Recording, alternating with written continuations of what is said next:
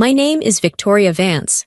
I am 32 years old, and I live in Chicago. I stood in the front row of the cathedral, watching my sister-in-law, Samantha, grab the microphone before the priest had even finished his prayer. She wasn't crying. She was smiling. She looked at the crowd of mourning employees and announced that my brother, Zachary, was the new CEO of our family's $600 million empire. Zachary stood there, chest puffed out, already acting like a king. He looked at me with a smirk that said I was nothing. Just 10 minutes ago, he had whispered that he was moving my desk to the basement. He thought I was weak. He thought I was just furniture in his new kingdom. But he didn't know about the recording my father left behind. He didn't know that while he was partying, I was saving every receipt. And he certainly didn't know that I wasn't just here to say goodbye to my father. I was here to take everything back. But before I tell you how everything flipped and subscribe, drop a comment. Where are you watching from? My name is Victoria Vance. I am 32 years old. The cathedral was cold. That is the first thing I remember feeling. It wasn't just the air conditioning blasting through the vents of the old stone building. It was a coldness that settled deep inside my bones.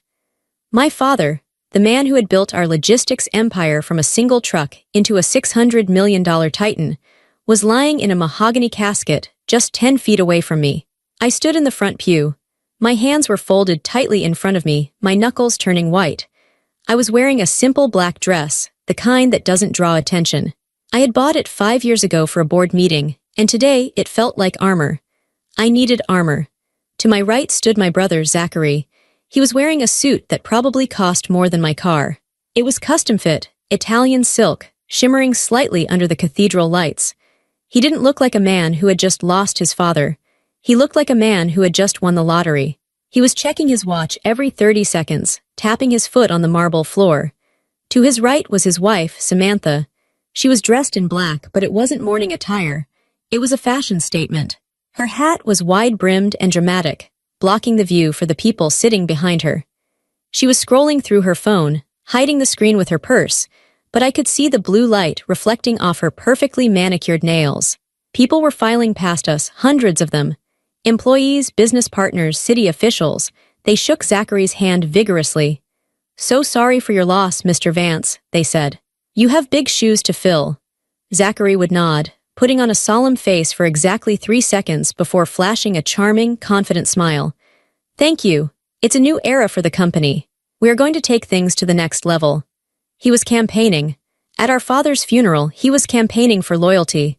When people got to me, the interaction was different. They offered me weak, pitying smiles.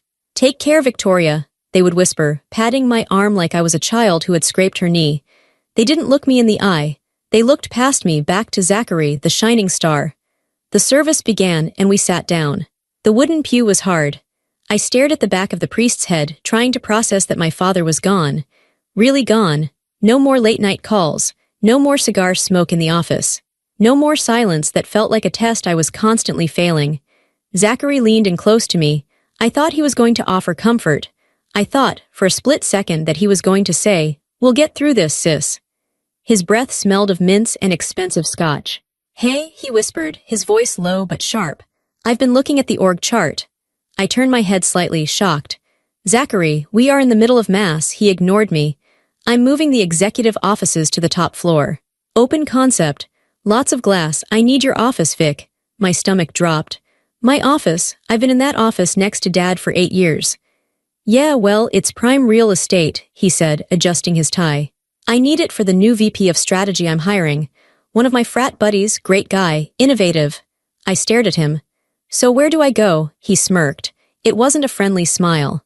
It was the smile of a bully who knows the teacher isn't watching. "There's that storage space in the basement level, near the server room. It's quiet down there. You like quiet, right? It'll be perfect for you to handle the paperwork. You're good at paperwork."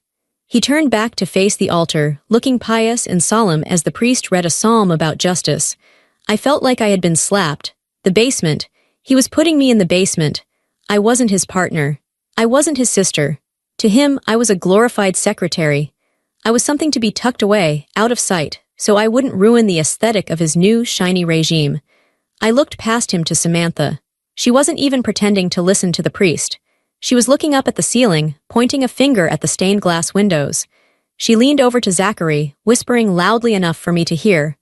"Those windows," she hissed. "The blue and gold ones.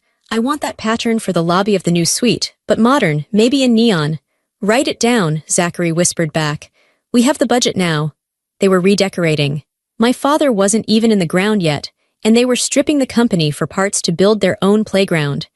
I looked around the cathedral. I saw the faces of the truck drivers in the back rows. Men with calloused hands who had worked for my father for 30 years. They looked scared. They knew what Zachary was. They knew their pensions and their livelihoods were in the hands of a boy who had never worked a hard day in his life. Then I looked back at my brother and his wife. They were holding hands now, but it wasn't for comfort. It was a victory clasp. They were squeezing each other's hands in anticipation. They were waiting for the moment they could walk out of here and sign the checks. That was the moment it hit me. All those years, I thought we were a family. I thought that despite the dysfunction, despite the coldness, we were a unit. I thought that when the end came, we would stand together. I was wrong. I wasn't family to them. I was an obstacle. I was an appliance. I was a piece of furniture that had served its purpose and was now out of style. They didn't see me. They never saw me. They saw a woman who fixed problems, who signed forms, who stayed late. But they didn't see Victoria. A single tear rolled down my cheek. It wasn't for my father anymore. It was for me. It was for the stupid, naive hope I had held onto that maybe, just maybe, my brother loved me. He didn't. I wiped the tear away with a furious swipe of my hand. I sat up straighter. The coldness in the cathedral didn't bother me anymore. Because inside my chest, my heart was turning into ice. If they wanted to treat me like furniture, fine. But they were about to learn that even furniture can be heavy. And when it falls on you, it can crush you. To understand why Zachary's betrayal hurt so much, you have to understand the last 10 years of my life. You have to understand what I gave up. Our company, Vance Logistics, moves freight. We have fleets of trucks, cargo ships, and warehouses all over the Midwest. It is a gritty, hard business.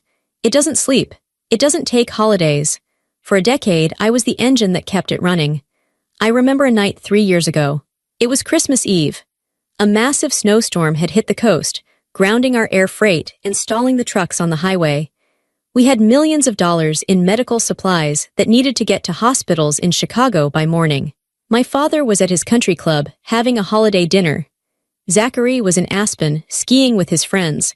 I was in the server room. The tracking system had crashed because of the volume of rerouting requests. The IT director was on vacation and wasn't answering his phone. I was the only one there. I sat on the cold floor, surrounded by humming black boxes and flashing green lights, with a laptop on my knees. I spent 6 hours manually rerouting drivers. I called them one by one. "Hey, Jerry," I said, my voice hoarse. "I know the roads are bad, but these are dialysis machines. Can you take the southern route? I'll authorize triple overtime pay." "Miss Victoria," Jerry's voice crackled over the radio, "it's Christmas Eve. I want to be with my kids." "I know, Jerry," I said, fighting back tears of exhaustion. "I'm here too. I'm alone in the office. Please, do this for me." He did it. They all did it. Not for my father, not for the company. They did it because I asked. They knew I was there in the trenches with them. By 4 a.m., the crisis was averted. The supplies were delivered. I fell asleep at my desk, my head resting on a stack of invoices. The next morning, Christmas Day, I woke up to a notification on my phone. It was an Instagram post from Zachary.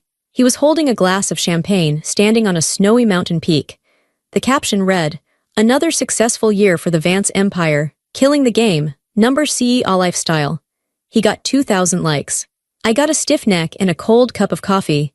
That was the pattern. I was the fixer. I was the shadow. I handled the union negotiations. When the dock workers threatened to strike because of safety conditions, my father wanted to fire them all. Zachary wanted to hire private security to intimidate them. I went down to the docks. I wore steel-toed boots and a hard hat. I sat in the break room with the union reps, drinking terrible vending machine coffee. I listened to them. They didn't want more money. They wanted better harnesses and heat in the winter. I drafted the new contract myself. I saved the company $12 million in lost productivity and potential lawsuits. When the contract was signed, my father took Zachary out for a steak dinner to celebrate. "Good job keeping the peace, son," he told Zachary. Zachary hadn't even read the contract. He nodded and ordered the most expensive wine on the menu. I ate a sandwich at my desk and filed the paperwork. I rebooted servers mid-crisis. I rescued shipments stuck in customs in China by waking up at 3 a.m. to call the port authorities, using the Mandarin phrases I had taught myself just for the job. I caught accounting errors that would have triggered IRS audits. I believed in merit. I was raised on the American dream that if you work hard, if you keep your head down and do the right thing, you will be rewarded. I thought my father was watching. I thought he was testing me, grooming me. I thought my silence was dignified. I thought that by not bragging, by not demanding credit, I was showing true leadership. But in my family, silence wasn't seen as strength. It was seen as submission. I became invisible. To the outside world, Vance Logistics was my father's brilliance and Zachary's future. I was just the sister, the one who answered the emails, the one who made sure the coffee was fresh. I remember one meeting with a potential investor. He asked a specific question about our fuel hedging strategy. Zachary froze. He had no idea what fuel hedging was. He looked at me, panic in his eyes. I stepped in. I explained our strategy clearly using data and projections. I saved him. The investor nodded, impressed. Then he turned to Zachary and said, "You're lucky to have such a smart assistant, Zach." Zachary laughed. "Yeah, she's great, keeps me organized." He didn't correct him. He didn't say, "She's not my assistant, she's the COO." He just took the credit and let me remain small. I swallowed my pride. I told myself it was for the good of the company. I told myself that titles didn't matter as long as the work got done. But sitting in that cathedral, hearing Zachary talk about putting me in the basement, I realized the truth. I had made myself invisible. I had made it easy for them to erase me. I had done all the work and handed them the keys, hoping they would say thank you. They didn't say thank you. They just changed the locks. The funeral was painful, but the real death happened 3 days earlier. My father died on a Tuesday morning. It was a heart attack. Sudden, quick. By the time I got to the hospital, he was already gone. I spent the first few hours in a daze, signing release forms, talking to the coroner, calling the funeral home. I was operating on autopilot. Zachary was nowhere to be found. He wasn't answering his phone. I finally drove back to the headquarters around 6 p.m. I needed to tell the staff. I needed to secure the building. When I walked into the executive suite, I heard noise, loud voices, laughter. I walked into my father's office. The body wasn't even cold yet, and they were already there. Zachary was sitting in my father's leather chair. He had his feet up on the desk my father had built by hand 40 years ago. He was spinning a letter opener between his fingers. Samantha was standing by the window, holding a tape measure. Peter, my father's chief of staff, was standing in the corner. Peter was 65 years old. He had been with my father since the very beginning. He was crying. "What is going on?" I asked, my voice trembling. Zachary looked up. He didn't look sad. He looked energized. "Hey Vic, sad day, huh? But business never sleeps." "Get your feet off his desk," I snapped. He laughed. "It's my desk now, Vic. I'm the eldest male heir. That's how it works."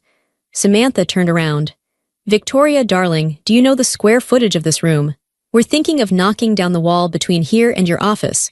Make a master suite. Maybe put in a wet bar." I stared at her in horror. "Our father died 6 hours ago. And you're measuring for a wet bar. Grief affects everyone differently," Samantha said dismissively. "I nest." I looked at Peter. He looked broken. "Peter, are you okay?" Zachary interrupted. "Oh yeah, about Peter. We're letting him go." My heart stopped. "What?" "He's old school," Zachary said, shrugging. "We need fresh blood. I have a friend from the club, marketing genius. He's going to take over the chief of staff role. We need to rebrand. Peter here, he's just too dusty." "You can't fire Peter," I said, my voice rising. "He knows where every skeleton is buried. He knows the operations better than anyone. He is essential." "He was essential to Dad," Zachary said. "Not to me. I've already told him to pack his box. He needs to be out by 5. He threw a file onto the floor. It slid across the carpet and hit my shoe. It was a manifest for our trucking fleet. "And while we're at it," Zachary continued, pointing at the file, "why do we have so many trucks? It's overhead. Maintenance, insurance, drivers complaining. It's a headache." "Those trucks are the business, Zachary," I said slowly. "We are a logistics company. We move things." "Boring," he said. "I was thinking we sell the fleet. Outsource the actual driving to third-party contractors. We just keep the brand name. Pure profit. We could liquidize about $50 million in assets if we sell the trucks fast." "You want to sell the core of the business?" I asked, astounded by his stupidity. Think of the cash injection, Samantha chimed in. We saw this villa in Tuscany last summer. Historic, beautiful, we could use it as a corporate retreat for team building. A villa, I whispered. You want to sell our fleet to buy a vacation house. Corporate retreat, she corrected. And yes, we deserve it, it's been a stressful year. They kept talking, but their voices sounded distant, like they were underwater.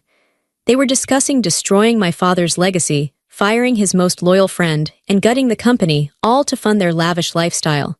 They threw another file on the floor, then another. They were literally trashing the office. This paperwork is garbage, Zachary said. We're going digital. Peter, hurry up with that box. I don't want you here when the cleaners come. I looked at Peter. He was trembling. He was holding a picture frame, a photo of him and my father fishing. It was the only thing he was taking. I looked at Zachary. He was checking his reflection in the window, fixing his hair. I realized then that there was no reasoning with them. There was no appealing to their better nature, because they didn't have one. They were greedy, stupid, and cruel. They weren't mourning a loss. They were celebrating a windfall. That was the moment I stopped hoping. I stopped trying to be the sister who held it all together. Something inside me clicked off. The emotional attachment, the desire for their approval, it just died. It was replaced by a cold, hard clarity. I looked at the manifests scattered on the floor. I looked at Peter's tear-stained face. Okay, I thought. You want to play king. You want to burn it all down for a villa in Italy. I won't stop you. In fact, I decided right then and there, standing in the wreckage of my father's office, that I would hand them the matches. I stood there for another minute, listening to them plan their renovations. I felt a scream building in my throat. I wanted to yell at them. I wanted to shake Zachary until his teeth rattled. I wanted to tell him he was a fool who would bankrupt us in 6 months. But I didn't. I took a deep breath. I forced my hands to uncurl from fists. I smoothed down my skirt. Silence. That was my new weapon. If I fought them now, they would get defensive. They would dig in. They would lock me out completely before I could make my move. I needed them to feel safe. I needed them to feel arrogant. I walked over to the floor and knelt down. I picked up the manifests Zachary had thrown. I stacked them neatly. You're right, I said. My voice was calm, steady. Even I was surprised by how normal I sounded. Zachary stopped talking. He looked at me suspicious. Yes, I lied. The fleet is a headache. Maintenance costs are up 12% this year. Outsourcing might be modern. Zachary grinned. He looked at Samantha. See. Even the workhorse gets it. And Peter, I said, turning to the old man. I kept my face blank, but I caught his eye. I stared at him intensely, willing him to understand. Zachary is the CEO now. It's his decision.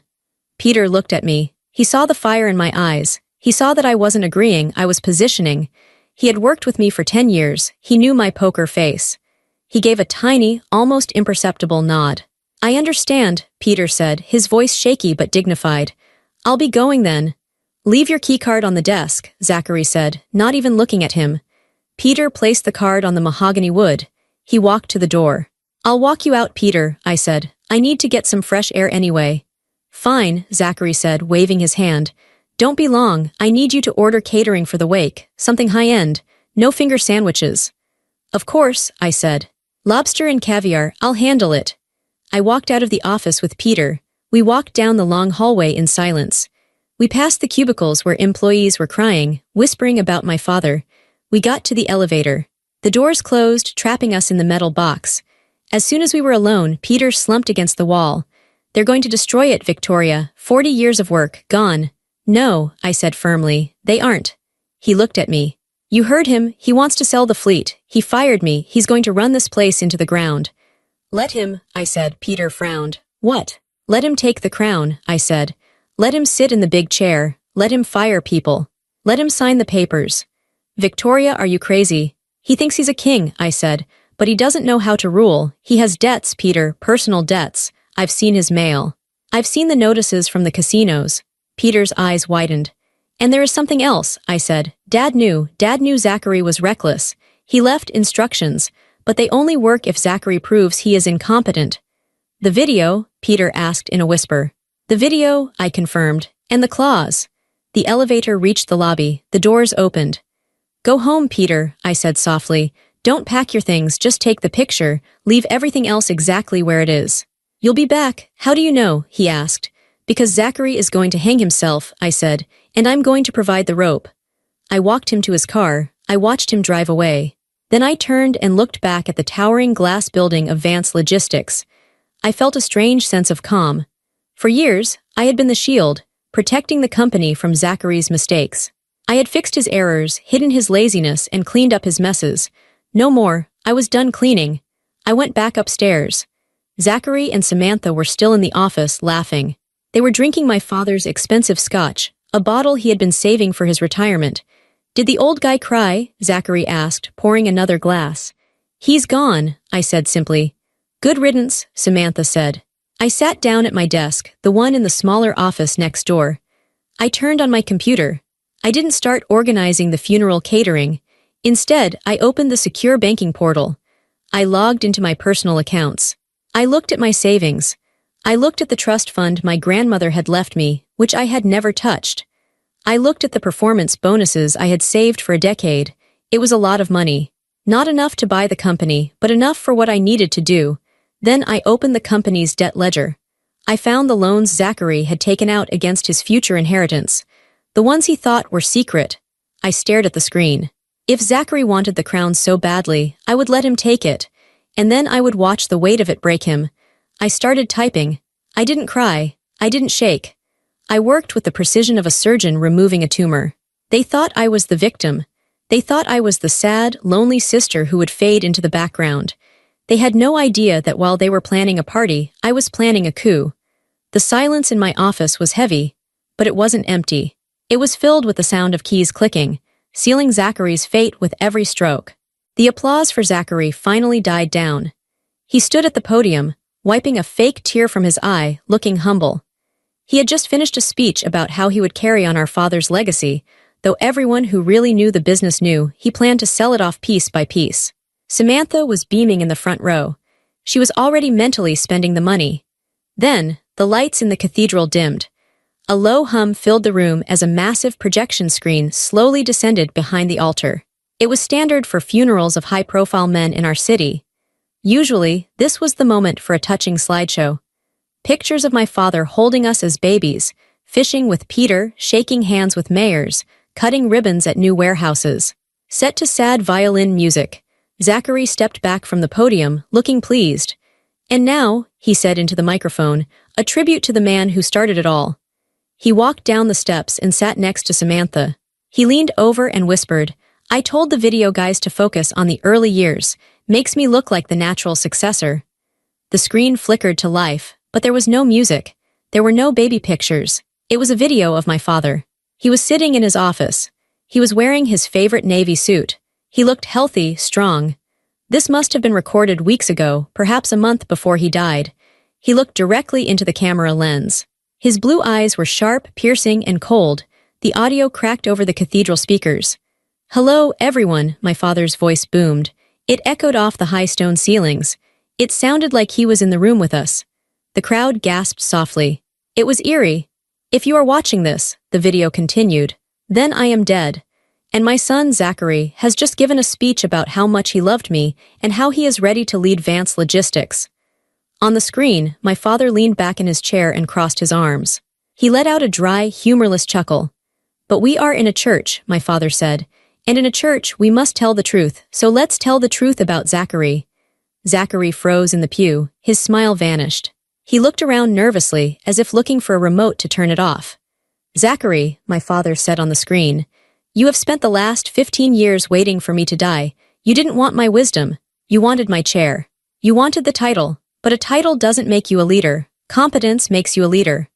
The screen shifted. It wasn't just my father talking anymore. Documents started appearing on the screen next to him, scanned images, clearly legible for the hundreds of people in the pews. Let's review your resume, son, my father said. First, a logo appeared, Club Velocity. 2018, my father narrated. You wanted to open a nightclub. You said it was a sure thing. I gave you $2 million in seed money. You spent half of it on a launch party with celebrities who didn't know your name. The club closed in 8 months, bankruptcy.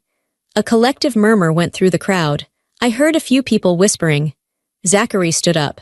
Turn it off, he hissed at the tech guy in the back.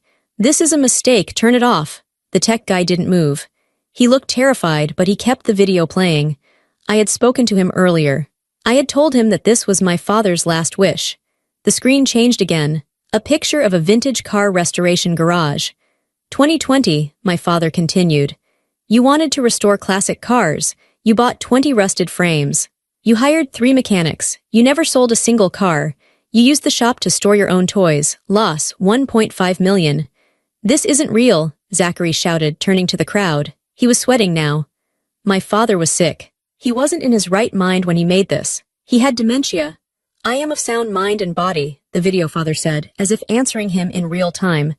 I am just tired of the lies. The screen flashed again. Invoices, consulting fees. 2023, my father said. You hired branding consultants. You paid them $500,000 to design a new logo, a logo we never used. You took kickbacks from the firm. I saw the deposits in your personal account, Zachary. I didn't say anything then. I was watching. I was testing you. The cathedral was deadly silent now.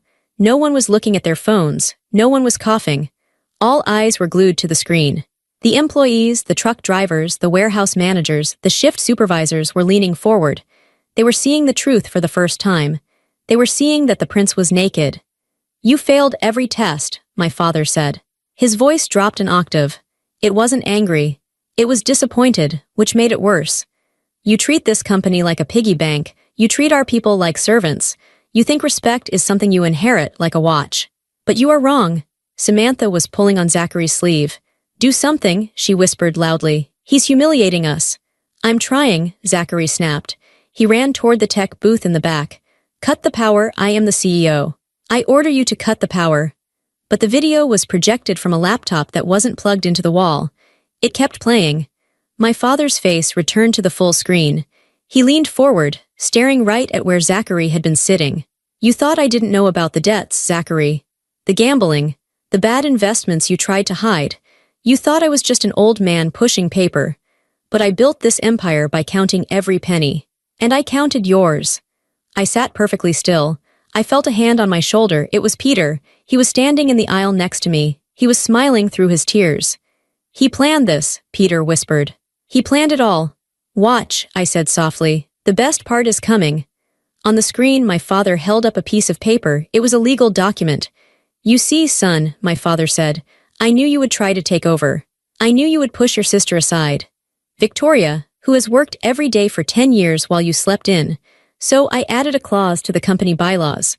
A clause you never bothered to read because you were too busy measuring the office for a wet bar. Zachary had stopped running. He stood in the middle of the center aisle, breathing heavy, staring up at the giant image of the father he thought he had outsmarted.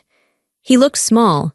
He looked like a child who had broken a vase and was waiting for the punishment. And the punishment was just beginning. The image on the screen zoomed in. It showed a document titled Promissory Note and Shareholder Agreement. At the bottom of the page was Zachary's signature. It was big, loopy, and arrogant. He had signed it with a flourish, probably without reading a single word of the fine print. My father's voice came back, sharp and clear as a bell. Clause 4, he said. A red box appeared on the screen, highlighting a paragraph of text. My father read it out loud.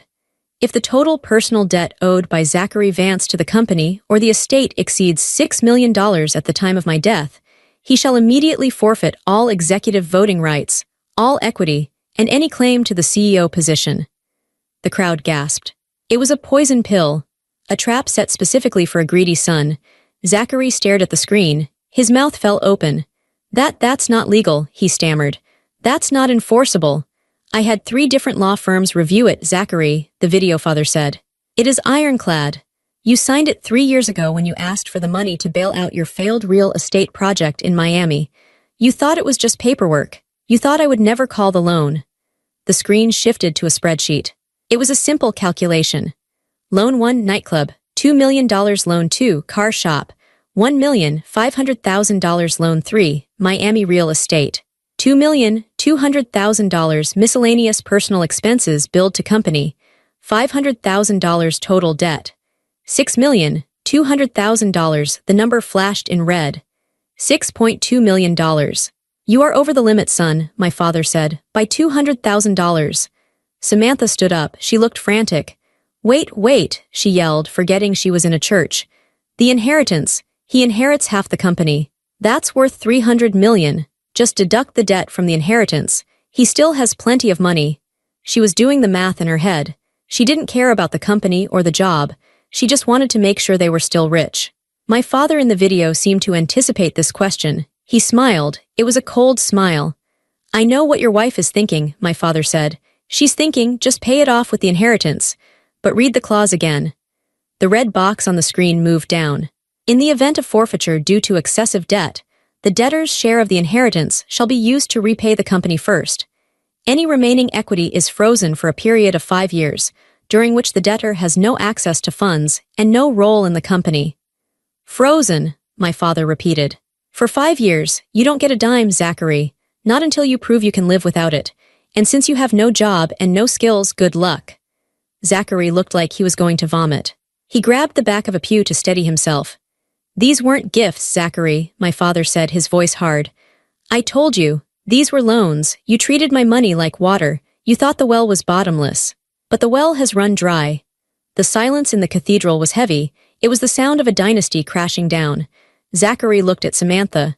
Sam, we have savings, right? We can pay the 200,000. If we get it under 6 million, the clause doesn't apply. We just need to pay off 200 grand right now. Samantha looked at him with disgust. Savings? Zachary, you bought a boat last month. You told me the trust fund would cover it. We don't have 200,000 liquid cash. We have to find it, Zachary yelled. He looked at his friends in the front row, the guys he partied with. Mike, Steve, loan me 200 grand. I'll pay you back double in a week. I just need to get under the cap. Mike and Steve looked away. They checked their phones. They suddenly found the floor very interesting. Rats deserting a sinking ship. No one is going to lend you money, Zachary, my father said from the screen, because everyone knows you don't pay people back. Then, the video image changed again. My father leaned closer to the camera. His expression softened just a little bit. However, he said, there is a provision for redemption. If the debt is paid in full, not by you but by a third party before the reading of the will, then the company remains in family hands. Zachary's head snapped up. A third party? He looked around the room wildly. Who paid it? Did anyone pay it? He looked at Samantha. She shook her head. He looked at his rich friends. They shook their heads. There is no one, Zachary whispered. I'm ruined. Actually, my father said, the audit was completed this morning, at 8 a.m. The screen wiped to black for a second, then a new document appeared. It was a bank receipt, a wire transfer. Amount. $6,200,000 status, paid in full. The crowd gasped again. Someone had paid it. Someone had saved the company. Zachary's eyes widened. A look of hope washed over his face. Someone paid it. Who? Who is my angel investor? He started laughing, a manic, hysterical laugh. See, I told you, someone knows my value. Someone knows I'm worth it. Who was it? Was it Uncle Jerry? He looked at the screen, waiting for the name of his savior. My father's voice came one last time. The debt has been purchased, my father said, and with it the controlling stake of Vance Logistics. The new owner of your debt is the new owner of you. The name on the receipt zoomed in. It wasn't Uncle Jerry. It wasn't a bank.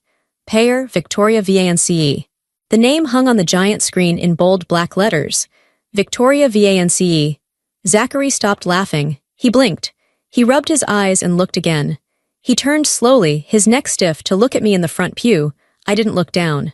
I didn't hide. I stood up. I smoothed my dress. I picked up my purse. I looked him dead in the eye. You, he whispered. His voice cracked. You don't have $6 million. You're just the secretary. You make a salary. I'm the chief operating officer, I corrected him, my voice calm and carrying through the silent church. And I have been saving my salary, my bonuses, and my dividends for 10 years. I didn't buy boats, Zachary. I didn't buy nightclubs. I invested. I lived in a small apartment. I drove a used car. I saved everything. I walked out of the pew and stepped into the aisle facing him. I didn't inherit this empire, I said, loud enough for the back rows to hear. I purchased it. The crowd erupted into whispers. I could see the employees nodding. I saw the union rep, the one I had negotiated with, give me a thumbs up. They knew who really ran things. Zachary shook his head, denial written all over his face. No, this is a trick. Dad wouldn't let you do this. Dad set it up, I said. On the screen, my father spoke his final words. Victoria, the recording said. I looked up at the video of my father. For the first time, he looked proud. He wasn't smiling, but his eyes were warm. I was hard on you, my father said to the camera. I ignored you sometimes. I let Zachary take the spotlight because I wanted to see if he would step up. But I also watched you. I watched you fix his messes. I watched you stay late. I watched you earn the respect of the men and women who work for us. He paused. Leadership isn't given, Victoria. It is taken. If you are seeing this, it means you had the guts to take it. It means you used your own money to save the family name. You are the only one worthy of this chair. My father leaned back. The video was ending. The keys to the executive safe are in my desk drawer, my father said. The code is your birthday. Then he looked straight at the lens, his face turning stern again. And Victoria? Yes, Dad, I whispered. Fire him. The screen went black. The silence that followed was absolute. It was heavy and final. I looked at Zachary. He looked like a ghost. The arrogance was gone. The posture was gone. He was just a man in a suit that was too expensive for him, standing in the ruins of his own life. I reached into my bag. I pulled out a thick manila envelope. I walked toward him. My heels clicked on the stone floor. Click, click, click. It was the only sound in the cathedral. Zachary, I said. He looked at me, his eyes pleading. Vic, wait. Let's talk about this. We're family. We can work something out. I can be your VP. I can be the face of the company, and you can run the back end. Like always, we're a team, right? I stopped 2 feet in front of him. We were never a team, I said. I was the engine, you were the anchor. I held out the envelope. What is this? He asked, his hands trembling as he took it. Open it, I said. He opened the flap. He pulled out the papers inside. He stared at the top page. Notice of termination. Effective immediately. You're firing me, he choked out. At our father's funeral. You fired Peter 3 days ago while Dad's body was still warm, I said coldly. Consider this poetic justice. But how will I live? He asked. The clause, my inheritance, is frozen. Read the next page, I said. He shuffled the papers. Debt repayment schedule. I bought your debt, Zachary, I explained. Which means you owe me $6.2 million. I'm not as generous as Dad. I expect monthly payments. I've set up a payment plan for you. It's based on a minimum wage income, which is what you'll likely be earning. You can't do this, he whispered. Tears were streaming down his face now. Real tears, tears of fear. It's done, I said. I turned my back on him. I looked at the congregation. I looked at the hundreds of people staring at me. The funeral is over, I announced calmly. Thank you all for coming. The reception will be held at the main warehouse. Everyone is invited. I started walking down the aisle toward the exit. I hadn't taken 5 steps when the chaos started. It wasn't Zachary who screamed. It was Samantha.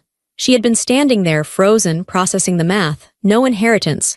No CEO salary. $6 million in debt owed to me. She turned on Zachary like a viper. You lied to me, she shrieked. Her voice echoed horribly in the church. She shoved Zachary hard in the chest. He stumbled back, almost tripping over the priest's robes. Sam, please, Zachary begged, reaching for her. We can fix this. I can sue her. Sue her with what money? Samantha yelled. You're broke, you're worse than broke, you're in the hole. She pulled the giant diamond ring off her finger, the one Zachary had bought with company money 2 years ago. She threw it at him. It bounced off his chest and clattered onto the stone floor. I am not going to be the wife of a bankrupt loser, she screamed. I'm calling my lawyer. I want a divorce, and don't think you're getting the condo. That's in my name. She stormed down the side aisle, her heels clacking furiously. She didn't even look at me as she passed. I was invisible to her again, but this time, it was because she was fleeing the scene of the crime. Zachary stood alone at the altar. His friends had vanished. His wife had left him. His sister had fired him. He looked at me one last time as I walked away. Victoria, he shouted. I'm your brother. I stopped. I didn't turn around. I just spoke loud enough for him to hear. I know, I said. That's the only reason I'm not pressing charges for embezzlement. Be grateful, Zachary. I kept walking. As I passed the pews, people stood up. But they didn't leave. The truck drivers stood up. They took off their baseball caps. They nodded at me as I passed. Miss Vance, Jerry whispered. Boss, another driver said. They weren't bowing to a queen. They were acknowledging a captain. They knew the ship was safe now. I walked out of the heavy wooden doors of the cathedral and into the bright sunlight. The air was fresh. It smelled of rain and city pavement. I took a deep breath. For the first time in years, the weight on my chest was gone. Peter was waiting for me at the bottom of the steps. He was holding the car door open, the back door of my father's black sedan.